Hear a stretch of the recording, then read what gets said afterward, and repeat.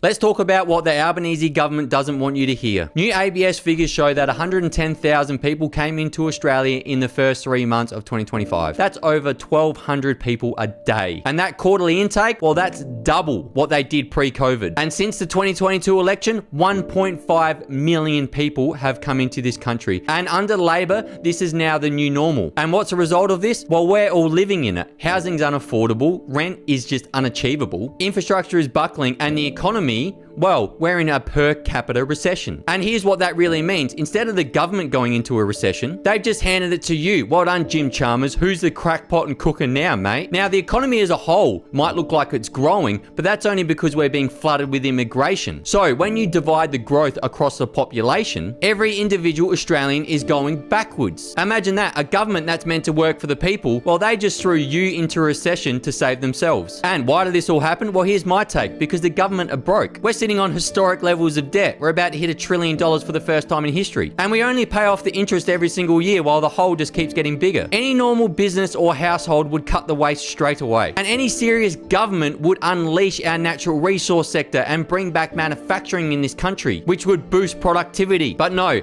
Labor just want to raise taxes and flood the place with more people. And why do they do this? Because this is the easy, soft option. And also, immigrants, they're more likely to vote for Labor next time. That's not leadership, that's survival politics.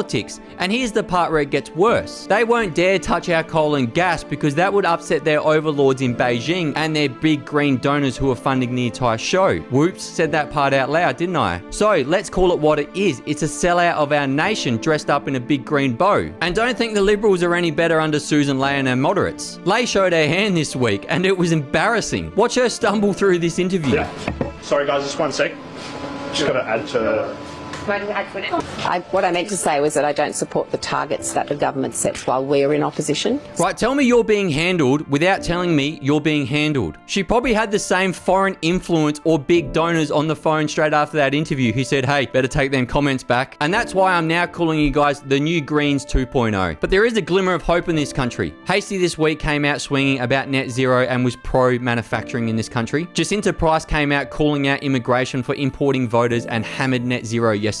Senator Alex Antic yesterday came out and said that the right are actually self-censoring out of fear of being cancelled and labelled. And he's dead right, but the silent majority are now rising. And Australia, well, here's the truth. The left is in panic mode, their policies are now failing, and it seems like some foreign interests and donors are calling the shots. And I've got no idea what will happen to me. They'll more than likely come after me to shut me up. I don't know how, but it's coming. But understand this, that only proves one thing. The truth is coming out and cutting through, and they're terrified of that. What's your thoughts?